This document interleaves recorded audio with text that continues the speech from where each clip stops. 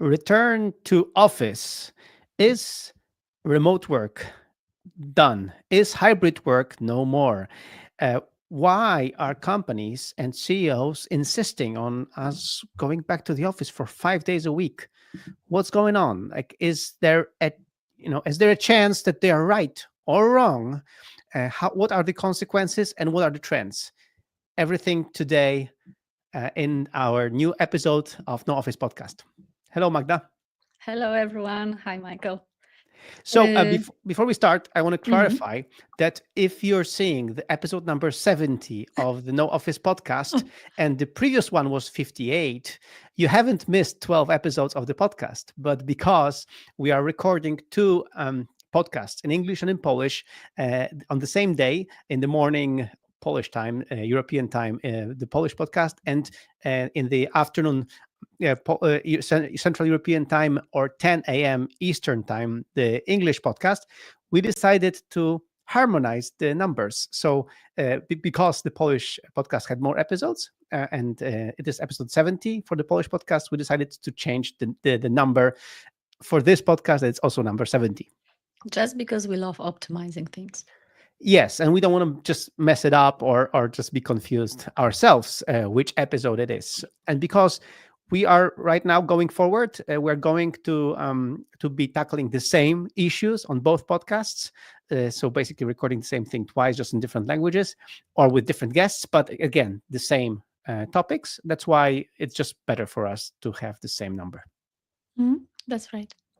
So today we are going to talk about hybrid work. Usually we love talking about remote, fully remote, because that's how we work. No office at all. But now, as the RTO mandate is very popular and everyone is talking about it, we wanted to also tackle this topic. So hybrid work. So now, people who are working 3 days from the office and 2 days from home, or 4 days from the office and 1 day from home, they will have to go back to office full time, even though in so many organizations, almost 43% of organizations adapted in some way this hybrid work. And in 2023 it was just 20%, so people love it. This trend was really flourishing, and people really liked it because it was nice and it was flexible and great. But now some people decided that it's wrong, it's bad, and they want to force people to go back full time to the office. No flexibility, no possibility to work from home. Who is it? Yeah, Who so are they? exactly. So this is for me a big disappointment because I am a technology guy. I am a technology nerd. I started a technology company. Nozbe is a technology company. We are developing an app, which the first version 18 years ago I wrote. So I am a technology geek. And then I see all these smart engineers and technologists like CEO of Google, Sundar Pichai, or CEO of Apple, Tim Cook, or CEOs of banks, JP Morgan Chase, or Goldman Sachs, which are again the smartest people, the smartest financial people, the smartest engineers. Suddenly, they are deciding on bringing people to the office without a smart justification. Yeah, and that's not only the businessmen, not only the tigers of capitalism, but also, okay, he's also the tiger of capitalism. Donald Trump, yeah, I think he's also very into banning the remote work.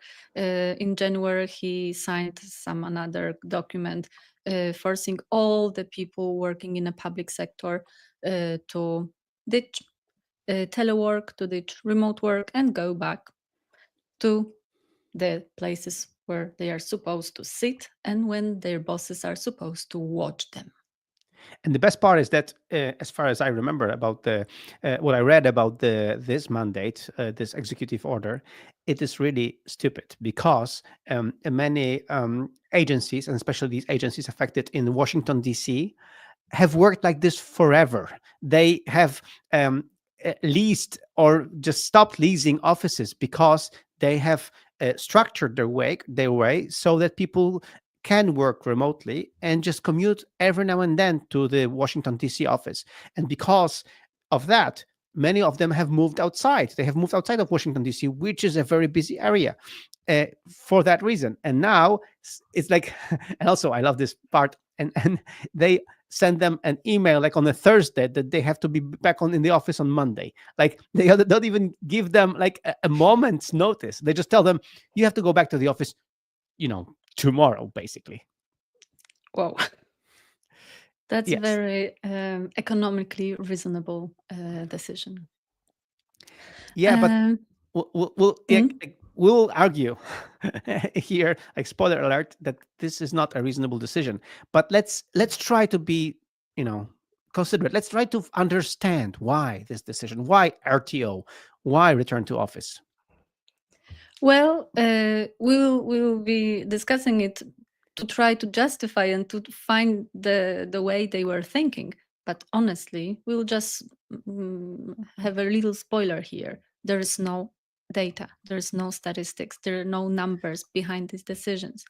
If you look closely at who is advocating for these RTO mandates, there is a certain group of men, demographically very narrow.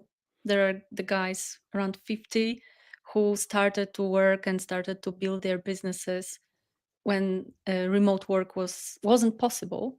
So they just want it. When you ask them why they are doing that, they don't have any numbers, nothing. This is out of just Nostalgia. emotions. Yeah, nostalgia. They just want it. Yeah, so that's the thing. What you're saying, Magda, is that these otherwise smart people are not making a smart decision by any measure, any objective measure. Apparently, I was looking for any data, but there's no. They just want to see people working. For everyone listening to this show, really, Magda is always preparing very thoroughly to each episode, really thoroughly. Like I would say, too thoroughly. And this time, she was really searching for data to back it up, and she was so disappointed that she couldn't find anything. But anyway, let's try, Magda. Let's try Yeah, to because understand. Let's Mhm. go. Let's try to understand this. Yeah, I'm going to play the devil's advocate in this episode and try to look for some arguments that could back up this decision of the RTO. So, what I think maybe it was the way people working from home lose this line between work and life. It's really hard to separate. If you have a small apartment, if you are kind of over responsible and overachieving person, you will go like, okay, if it's 5 p.m, but I will send those 2 more emails. I will go prepare soup or something to eat, and then I won't be closing the laptop. I will get back here and just continue this report just to have it done by today, and many people were like that. And this is, yeah, that can be a source of, like overwhelmed being overwhelmed and the burnout and even depression. So maybe that was the one of the arguments. Yeah. So we know that working from home requires some setup. You ideally you should have a dedicated place to work. Of course, not everybody can have that, and also we have to have a special mindset for that. So that's true. That some people just prefer to go to the office because they prefer that they have a setup there. They prefer the routine. Um, of the commute, even though the commute usually is in a traffic jam, but still they want to have this clear boundary. They close the laptop in the office. This way the private work starts. So spoiler alert, in the next episode we'll be referencing Cal Newport and his ideas of how to hack remote work, how to make it better, how to also simulate all these things that we mentioned in a context of a remote work. So stay tuned for the next episode in 2 weeks. But yeah, I understand. This is true. But my experience has been listening to people who have had hybrid work enabled is that they really loved it. They love this idea that on some certain days they would work from home, they would focus on what they had to do, and whenever they would go to the office, it would be just different. They would socialize more, they would go for coffees, they would kind of um, recoup the social part of working together, and then they would enjoy again working from home to just work on this very important document or this presentation or whatever they were working on. So um, many people who I've talked to about this, they actually like it, and also they love. They used to love the flexibility of being able to choose which days they go to the office and which days they don't. Like and that's why this RTO mandate is so awful, because there is no option, there is no agency, there is no flexibility. They're just telling you you have to be in the office on this day or else, On all the days, or actually. all the days. Yeah. Mhm. Mhm. Okay, so this one we take off. Next argument that is especially important to me. This is this sense of loneliness and the feelings of isolation when you are working from home. You don't see people.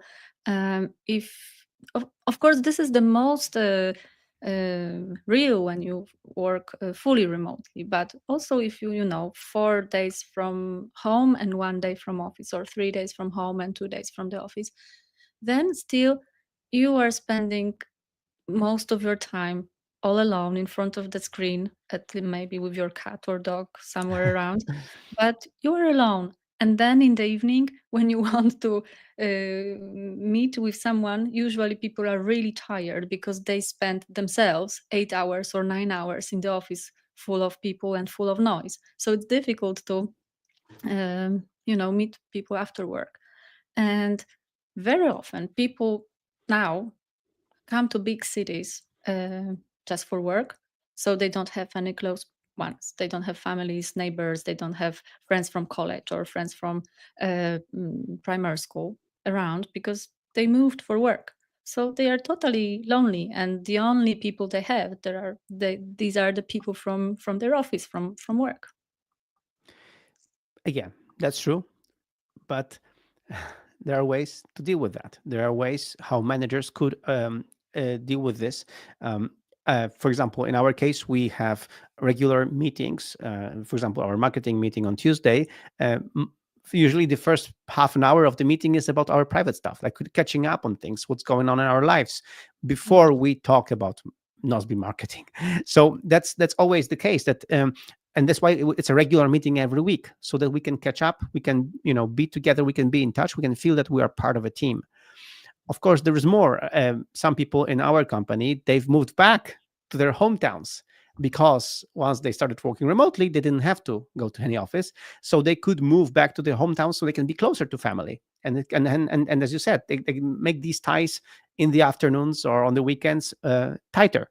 So again, there are ways to cope with that, but of course, uh, we are talking about feelings of isolation. But feelings of isolation in a hybrid work, I don't think they exist, because if you juggle, as I've heard from many people, this way that one day you work from home, one day you work from the office, and you decide which days this, then you have the best of both worlds, because you have this time with your coworkers, and then you have this time on your own when you can really focus and get your things done.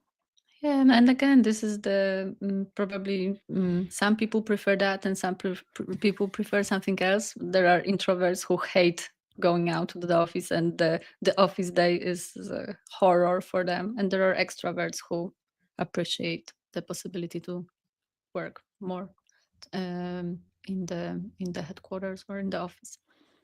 Yeah, there's also a research behind it. Studies suggest that over 70% of employees believe that having work friends is essential for a fulfilling career. Yeah, this social element is something that the office environment naturally provides. And also another argument here might be that when you are in the office, when you are in those big buildings, you can meet other professionals. You can some networking. You can meet other people from your business, from your sector, and Yeah, it's kind of like, yeah, opportunities to meet other people, to make connections. I remember a friend who moved to a different city with his business, and he was a consultant. So he chose to work from a co-working space, also because of mostly because of networking. Because it Hmm. was a big co-working space, so there are many professionals working in this co-working space. So this way, he could um, also have like kill two birds with one stone. On one hand, have a meaningful relationships, but on the other hand, get some sales and get some business Find contacts, some clients. find Yeah. some clients. So it was like best of both worlds for him. And of course, because he moved to a different city and actually different country, so for him it was also a great way to like instantly connect with people, like with strangers, and build some relationships out of thin air. So it was really a good idea. In that sense, that a co-working, that's why co-working spaces, especially the bigger ones, they can provide that too. Yeah, but then what's the difference between co-working and your office? This is a bit tricky. Yeah, Anyways, yeah, we'll talk about argument it. number three. We'll talk about Yeah. this in the next episode. Ah, So yeah, next episode. Okay, I can't wait. Number three is this. Probably that would be more from point of view of the manager, of the CEO. This is this sense of belonging, the sense of purpose that you have, that you can foster, having people around when you are in the office, when you observe people, when you can come up to them, and when you can regularly remind them why they are here, what we are doing. Not only, because when you are working from home, and you can, like, at one point you can get so absorbed with your work and all the tasks that uh, you forget why you are doing something. And yeah, so you start to lose this sense of purpose. So maybe this is also why they prefer to have people all the time, and to be able to look at them all the time, and to see people in the office, as Trump said, um, just to be able to react quickly. When you see someone is demotivated, hop, you remind him why he's here, how great he is, and how wonderful company we are. yeah, especially when you mandate them getting, rejecting a life that they built and the lifestyle that they built, and you force them to your office, and you want them to, have a sense of purpose while telling them, "I don't trust you. I want you around, or else." Oh, forget about it quickly. So yeah, maybe they want to have that, belonging of purpose, but again, once you have the hybrid lifestyle, I think it's already there. uh, Yeah. in my case, in a completely remote environment, this is hard. I know, like, for me, for example, it's important that while we are working in Nozbe and we have tasks, I mean project tasks and comments, so in the comments, when I'm commenting some activities people are doing, to over there also in these comments sometimes explain the why. So why we should do it this way, why I believe that this is the way to go, or why I think this is important. So Yeah, you this is like emphasizing our values and talking about what's exactly, behind exactly, because the this is this. the reason, there is raison d'être, or something like this. Mhm, yeah. So this is important. So for me, I'm doing this remotely by just in getting more active in the comments with people, so that they know I'm there, and I can, I'm trying to reinforce the values and the purpose of the Mhm. company. Also, as we'll talk about it a little bit later, but I'm a vlogger in that sense, that I vlog to our team. So every month I post a video, an update of what's happening in the company, and this is also my way of getting people involved, or showing people that I know what's going on in the company, and they also will know what's going on in all the aspects of the company. So there are Yeah, we will ways. be talking about the Yeah, meetings and vlogging just in a second after the yeah, break. But we just have one more argument, and this one is the funniest one. yeah, It comes from my like actual research that I did among my friends who are working in the hybrid mode. And like, believe me or not, people are cheating. They are cheating a lot. There is one person is working in a hybrid mode, I think 2 days per week. and her work is she's like customer service, and she's taking calls from people calling and asking for some advice, or they want to make an appointment. So what she does is, in the morning when she has the home office, she wakes up, she puts on the headphones, she starts the system, and she goes back to sleep. She's just in bed, covered with her, quilt and everything. And when someone calls, she just opens her eye. She says, "Yeah, hello. How can I help you?" She does what she has to do. Then she, hangs up and go back to sleep. So yeah, probably she's not as effective as she would be back in the office. Another person, this is totally cool. This guy, he No, wakes it's up in not. the morning. He wakes up in the morning. He starts his laptop. He turns on the system, and then he puts some cap or something pretty heavy on the keyboard, so that it simulates that someone is typing all the time. And he goes back to sleep. And the third guy, he has just this quiet agreement with his team. He's the superior. His people just cannot contact him or call him when he has a remote work day because he sleeps. When they have only when there is something totally urgent and the fire is burning, then they have right to contact him. Otherwise, they have to be quiet. They have to do their job. When he's back in the office, he will uh, keep up with work, but not on his home office day. So believe me, people aren't cheating when they are on hybrid work. Yeah. So when people are cheating, uh, there is a bigger problem. It's not about the hybrid or remote work. Yeah, It's there about has to be something behind. there has to be something bigger. They're doing this out of spite, out of not being not trusting, out of being feeling maybe abused when they are in the main office, that they work too long or too much, and then finally they can just get some rest. So this Mhm. is not a healthy environment. If you have people cheating, it means there is something bigger. And of course, if they if you install software that logs their keys and to check if they are typing, I think there might be some trust issues there, because like I would never install this on your computer, Magda, or anyone's computer. I would never do that. I mean, and this is not the way to go when you have remote people. When you work remotely, the trust is the main component, and apparently in the examples that you quoted, I feel that there is some trust issues over there. Yeah, and also it means that people are really tired, like Yeah, really, really tired, that they are really even able to cheat and to but not think be about it. Like, fair, just but to get some rest. but think about it. Yeah, the office work, uh, very often in the big companies, the corporations, hasn't been healthy, because people would stay in the office like 12 hours a day. They would stay. I remember my wife when she was working in a top law firm. Like, I wouldn't see her. Like, she would leave before 9 and she would come after 9 on a good day. So it was less like it was awful. Like, I would never see her, and she would be dead after work, like, completely. Mm. So it's so if people get a chance of working from home like this, after 3 days of working 12-hour shifts, I don't I mean, I don't blame them for just wanting to sleep. Like, I would do the very same thing.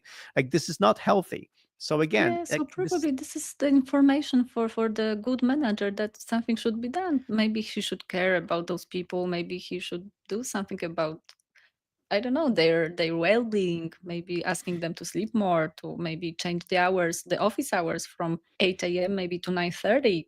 Maybe there is something else that can be done to avoid this cheating thing. But yeah, that was Exactly. hilarious. Listening to all those stories was Yeah, so I weird. bet. I bet. All those ideas and crazy, like tricks to just be able to get some sleep. Okay, so let's before we dive deeper now into real, like, reasons for return to office and real flaws in these arguments, let's have a break and have someone talk about something cool, like Nosby, and how cool it's been for them. So let's talk about that and for just a few seconds, and we'll be right back. Hi, I'm Blaise Gorai. I'm a trainer and consultant, and I help the teams working more efficiently, applying project management techniques. Nozbe is right now my go-to tool whenever I start working with a new team who is asking me to improve their productivity and to make sure their tasks are delivered on time. The reason why I have chosen Nozbe is the fact that it is simple and easy to start. In many cases, in an organization, the decision maker, the leader, is with a high level of understanding, and those people actually have a tendency to pick up more sophisticated tools. And then there is this problem that there is imbalance between the decision maker who wants to have the more sophisticated tool and the people from the team who want to have something easy, something simple. So I think Nozbe helps out to put this into the balance, and we can build the working environment like from the building bricks. You build it step by step. And I saw in past months many successful implementations based on the fact that we just implemented Nozbe, spent the time to agree how to use it, and we wrote down the key rules and decisions upon that.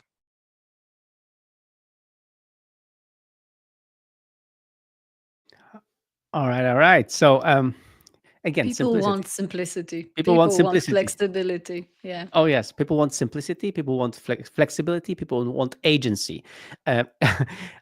All smart books, when they talk about motivation, this is what people want to do. They want to do exciting things. They want to do important things, and they want to do things where they can also make their own decisions. And RTO saying, "Let's go back to the office, or else." I'm telling you to go back to the office, or else, doesn't inspire that. Yeah. When I was doing this research and trying to find what was there behind those decisions, one of the very few things that I found was that these companies argued that in-person collaboration enhances spontaneous communication, and it makes the decision making quicker, and it reinforces the company culture. That might be that. Well, but there is no evidence. None of those CEOs never ran any research, any polls in the company. They didn't ask people when, in what environment they feel more productive or creative or spontaneous. People weren't asked about it. So how come they knew? They made that decision. There is no evidence. I love this podcast that you quoted, that you sent it my way with Frances Frey, the interview with her. She's from Harvard, and she's a professor in Harvard, and she's studying all this. And she said that that all these CEOs that she was consulting with, they are talking about performance, KPIs, Excel sheets, like everything, performance. And then she would tell them, guys, there is this way to make your workers unhappy and less productive. What do you think? And it is, of course, RTO, return to office. And they would say, yeah, let's go. Like, why would they say, yeah, let's go, if they are saying that, that they want performance? Yeah, And normally every tiny decision based on money, on the income. Yeah. And in this situation, they were just like babies. They just wanted it. That's what I want. And yeah, that's what I prefer. or that's what I feel. That's what I'm used to. I don't know. It's really, really interesting that even this Professor Frey, she wanted to tackle this issue with them because she's a consultant as well. And she was directly talking to those people about it, and they just avoided this topic. They just cut it, and just because I prefer this way. So yeah.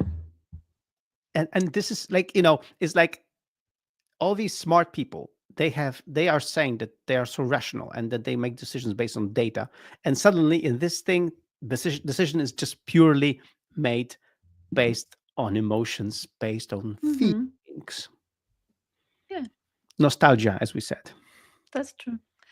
Okay, another thing that I thought could be what they wanted to achieve is better communication. I mean, better, those interactions, this energy that is apparently better and more intense when we are in one room. So those meetings, though those face-to-face meetings that we have to be there, all hands, everyone from the team, because we don't want and someone to be sad or be angry that they weren't invited. Because yeah, you write about it a lot in one of the chapters of your book. We will link to it. We also have a separate site about meetings and how to do them right. So we also will link to this. But so those CEOs, they think that meetings live when everyone is in one room are more effective. But in fact, that's not true, right? It's again the data taken from this interview with Professor Frey. Do you remember that? Yeah, completely. The, she said, of course, that when we are in the office, people tend to be so happy that we're in the office that they take everyone on a meeting. So there are too many meetings. The meetings are too crowded, so like everybody joins the meeting. The meeting starts being this status symbol. So if I'm not invited to this meeting, it means I'm not important, and I want to be on that meeting, even though I have nothing to bring there. I have nothing to give. I have no feedback to offer, but still I have to be there because of status. So all these things, and because of that, there is data that proves that when you have so many meetings, you have no time for work, and you are not engaged in these meetings, or while you are in the meetings, you're actually answering emails or doing something else. When it's actually easier to have fewer meetings with fewer people, and then maybe record some of the meetings and played it back, so people can actually listen to it.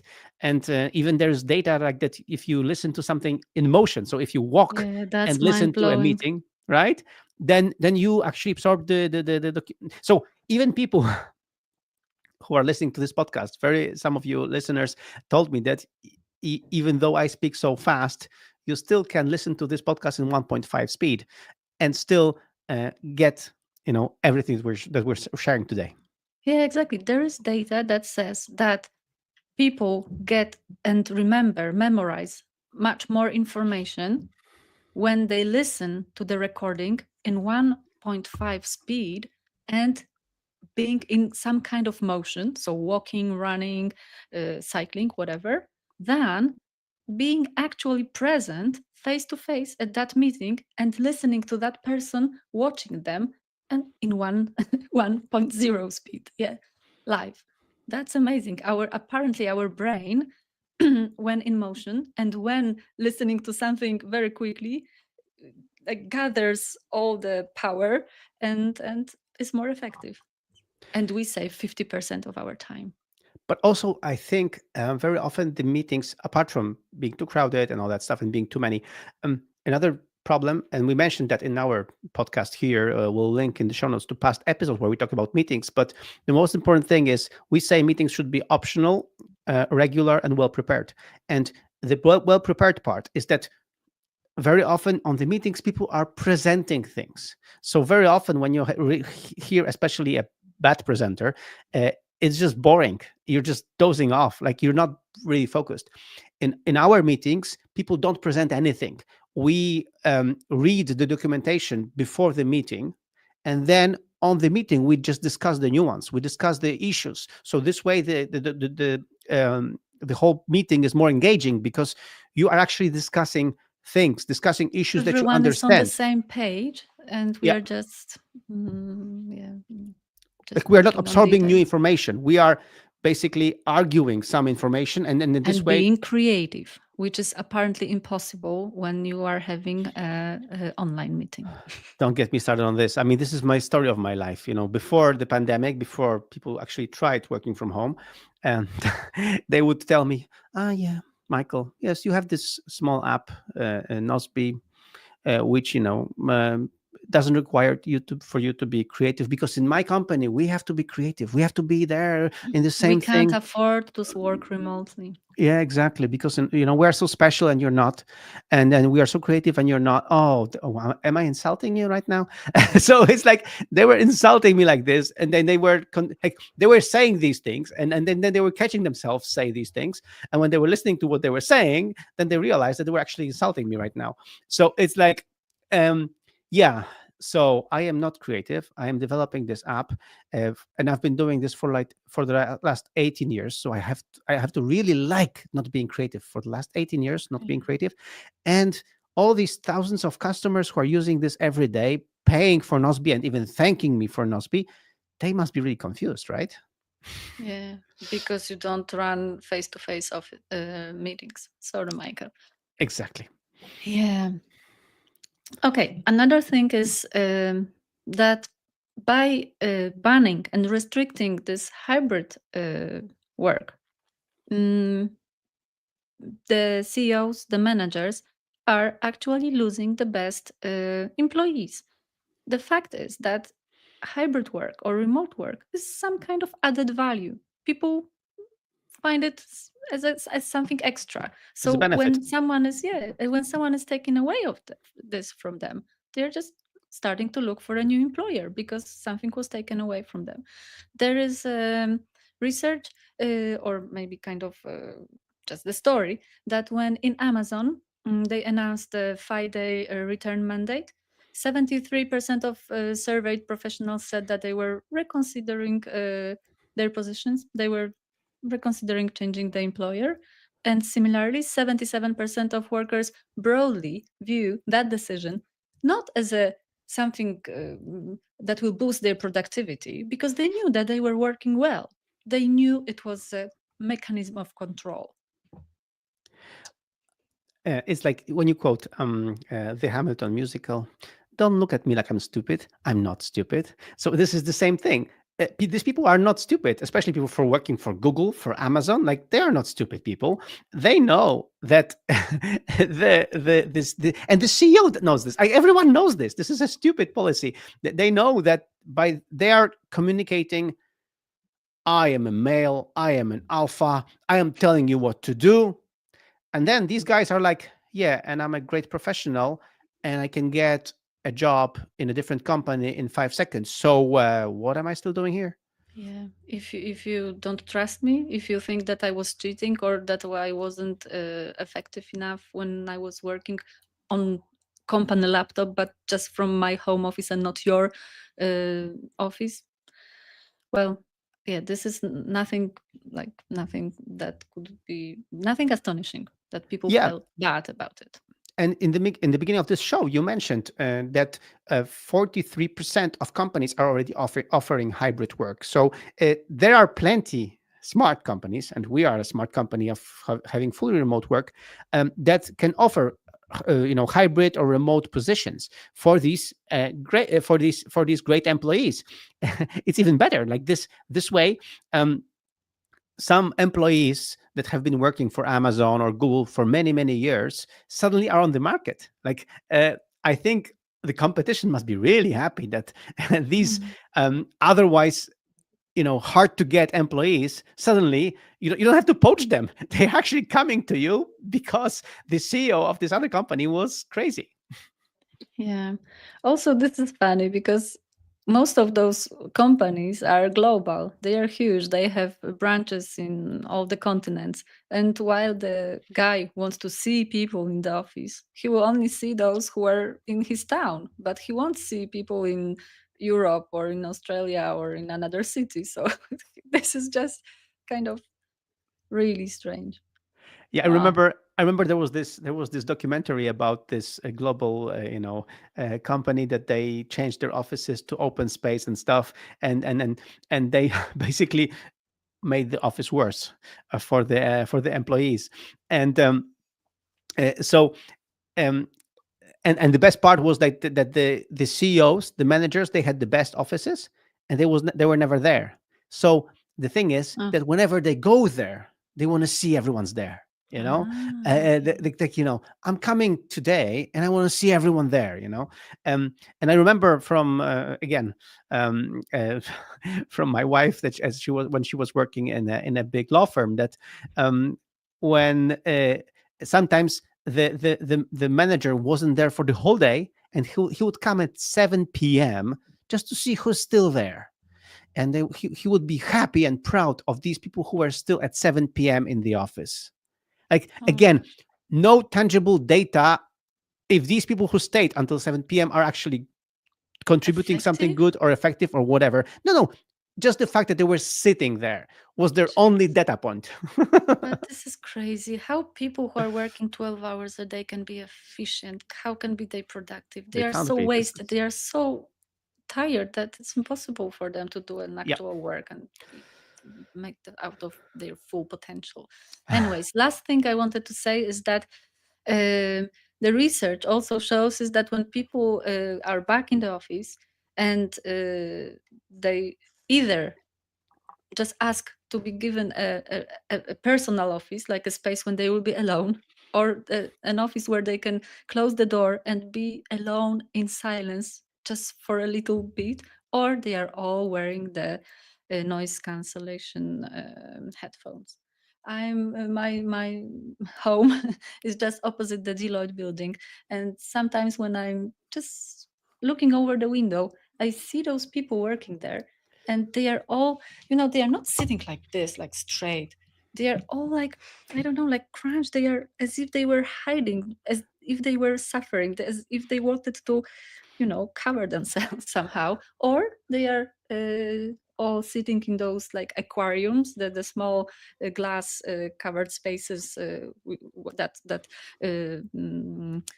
guarantees the noise cancellation, or they are wearing the headphones. So Yeah, yeah, I mean, that's the efficient office work. I can tell you right now, when we are recording this, I'm wearing very expensive Bose and noise canceling headphones from the award-winning Bose company.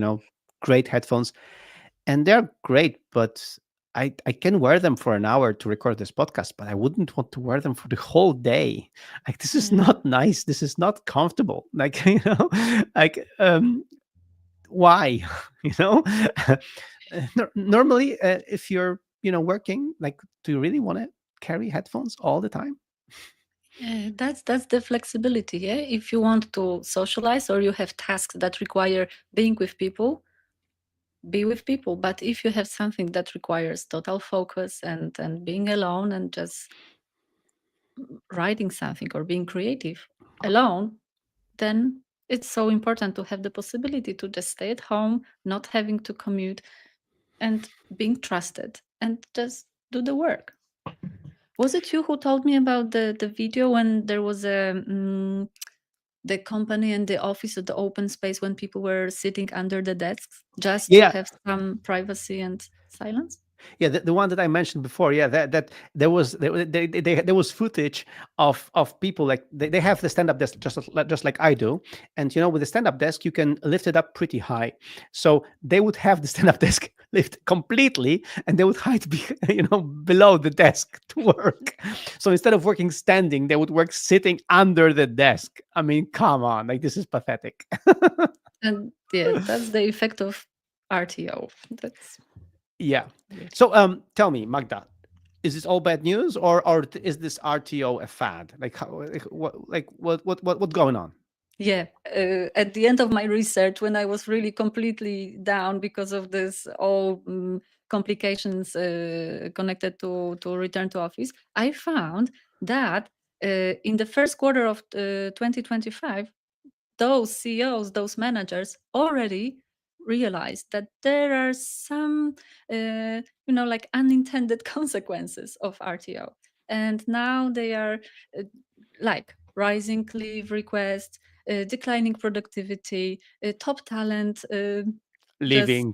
leaving, and yeah, so I think that this trend will stop. They will realize that that wasn't a good decision, not only for the productivity and for the money, but also like from the people um, aspect. And hopefully it will stop.